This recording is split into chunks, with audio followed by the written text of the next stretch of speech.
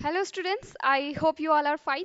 So let's see. आज मैं जो चैप्टर स्टार्ट कर रही हूँ, this is the trigonometric chapter. ठीक है. अभी नाइन्थ क्लास में क्या होता है, सीबीएसई में हमारा ट्रिग्नोमेट्री चैप्टर नहीं है. डायरेक्टली टेंथ क्लास में स्टार्ट होता है, तो बहुत सारे बच्चे डर जाते हैं इस चैप्टर से कि नहीं, ये तो बड़ा टफ चैप्टर, अभी कैसे करेंगे. बट ऐसा कुछ नहीं है. Just believe me. आप लोग अगर पहले से इस चीज को प्रिपेयर करते हुए चलेंगे, फॉर्मूलाज वगैरह रिवाइज करेंगे, तो आपको टफ नहीं पड़ेगा. ठीक है. सो आते हैं, देखो बच्चों, अभी फॉर्मूला पार्ट पे आते हैं. सो लेट्स सी. ट्रिग्नोमेट्रिक पार्ट में आपके पास यहाँ पर पे आपको एक फॉर्मूला है, वो लर्न करना होगा. P B P upon H H B. ठीक है. बहुत एक थोड़ा डिफरेंट सा तरीका है इसे लर्न करने का. ठीक है. बहुत सारे लोगों ने इसे अलग अलग तरीके से लर्न किया हुआ है. तो अभी हम आपको बताते हैं कि आप कैसे लर्न कर सकते हो. मुझे भी किसी ने बताया हुआ था, तो मुझे याद है. ठीक है. मेरा खुद का बनाया हुआ नहीं है. तो देखिए ये क्या है. पी फॉर पढ़ ले, बी फॉर बेटा. वैसे एक्चुअल में ऐसा नहीं है. ठीक है. एक्चुअल में उसका मीनिंग अलग है, परपेंडिकुलर बेस. ओके. सो अभी सिर्फ लर्न करने के लिए, पढ़ ले बेटा पढ़ ले, हर हर बोले. व्हाट? पढ़ ले बेटा पढ़ ले, हर हर बोले. बिकॉज ऐसी चीजें तो आप लोगों को बहुत जल्दी लर्न होती है, राइट? तो मैंने सोचा क्यों ना इसी से लर्न करवा दिया जाए. इस तरीके से आप इसे लर्न कर सकते हैं. नाउ लेट्स सी बच्चों, अभी ये जो पी होता है, ये वैसे पढ़ ले नहीं है इसका मीनिंग. इसका मीनिंग है परपेंडिकुलर. ठीक है. मैं लिख देती हूँ अभी यहाँ पर पे completely. This is perpendicular. B is for base, H is for hypotenuse. Clear? ठीक है. तो आई होप आप लोगों को ये पता होगा कि परपेंडिकुलर क्या होता है, हाइपोटेन्यूज क्या होता है, बेस क्या होता है, राइट? एक बार जिसको नहीं पता है, मैं फिर से यहाँ पर पे एक्सप्लेन कर देती हूँ. If we have a right triangle. ठीक है. एक राइट ट्रायंगल अगर हमारे पास है और इसका नेम है ए बी सी, तो ये वाला पार्ट जो है, दिस इज हाइपोटेन्यूज. क्या बोलते हैं हम इसे? This is hypotenuse.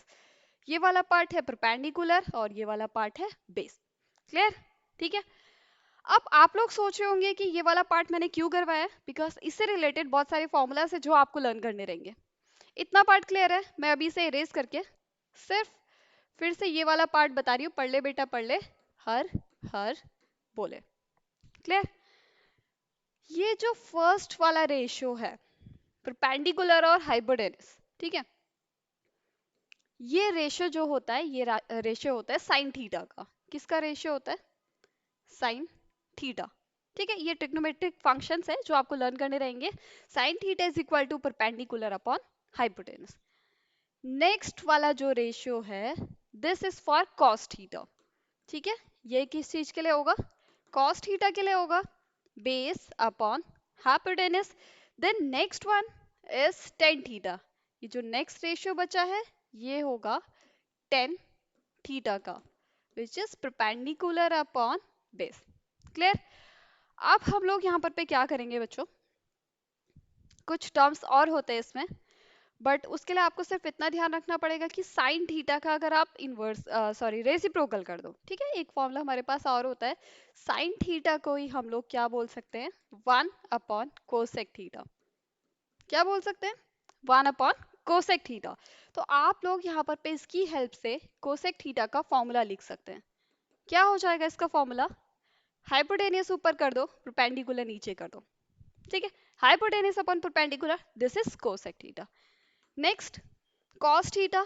Cos theta का इन्वर्स कर देंगे, यानी कि रेसिप्रोकल अगर हम लोग कर देंगे, तो कॉस का reciprocal is sec theta, which is hypotenuse upon base.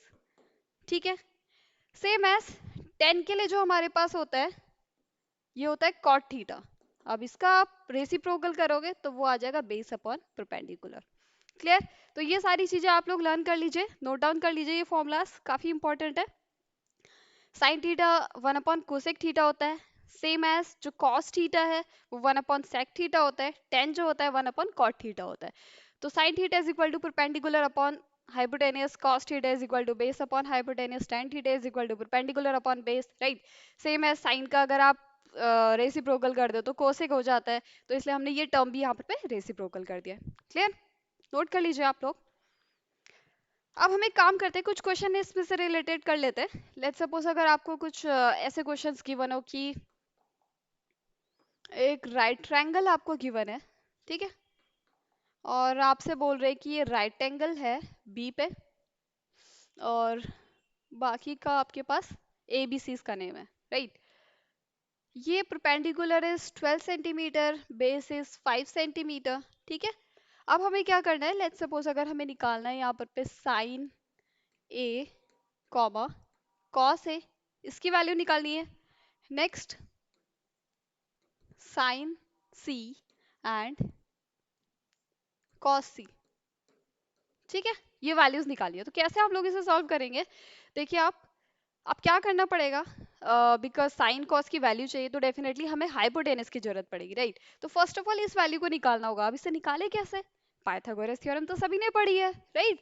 तो पाइथागोरस थ्योरम हमारे पास क्या होती है, फ्रॉम पाइथागोरस थ्योरम, आप लोग ऐसे लिख लेना, ठीक है। मैंने भी अभी कंप्लीट नहीं लिख रही हूँ, शॉर्ट में लिख रही हूँ।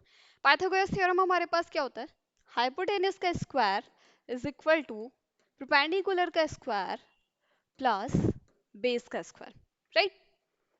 हाइपोटेनस हमें फाइंड आउट करना है, तो अभी हम इसको एज इट इज लिख लेते हैं। परपेंडिकुलर हमारे पास क्या है, दिस वन 12, सो हम लोग यहाँ पर पे 12 का स्क्वायर लिख सकते हैं प्लस बेस, बेस कितना है 5, सो 5 का स्क्वायर। अब इसको फर्दर सॉल्व करेंगे तो कितना आएगा, स्क्वायर ऑफ 12 कितना होगा 144 प्लस 5 का स्क्वायर 25, इन दोनों को प्लस करेंगे तो कितना आएगा 169, राइट। कितना आएगा इन दोनों को प्लस करके 169।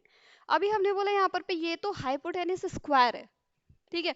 हमें हाइपोटेनस की वैल्यू चाहिए, क्या करेंगे, हमने कहा ठीक है स्क्वायर दूसरी साइड जाएगा तो स्क्वायर रूट में चेंज हो जाएगा, और 169 किसका स्क्वायर रूट होता है 13 का, राइट।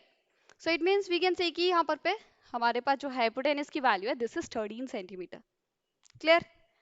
अब जब ये वैल्यू हमारे पास आ गई है, नाउ इट्स वेरी इजी कि हम लोग sign A cos A sign C cos सी किसी की भी वैल्यू निकाल सकते हैं, ठीक है।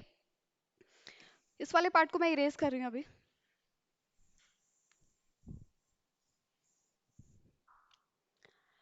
तो हमने पहले बोला हमें निकालना है साइन ए की वैल्यू, ठीक है। साइन का फॉर्मूला क्या होता है, परपेंडिकुलर अपॉन हाइपोटेनस, पढ़ ले बेटा पढ़ ले, हर हर बोले तो परपेंडिकुलर और हाइपोटेनस फर्स्ट वाला जो रेशियो है पहले हम लोग उससे करेंगे। तो perpendicular upon hypotenuse, what is perpendicular है, इट्स 12, ठीक है। हाइपोटेनस क्या है 13, सो साइन ए की value is 12 upon 13, this is our answer for the first part, clear.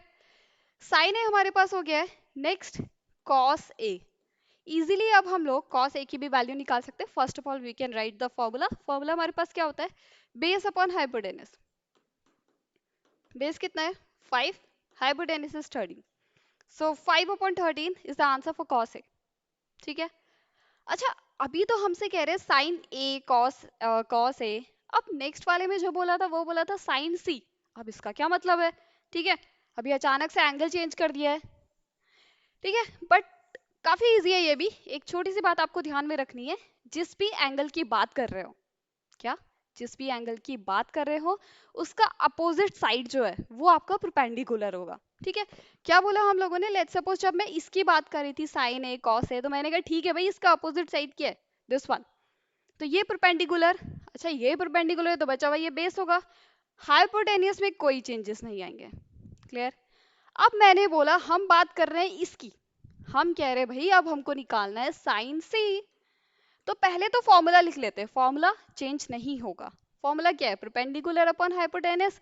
अब हमने कहा भैया साइन सी के लिए परपेंडिकुलर ढूंढो, ठीक है।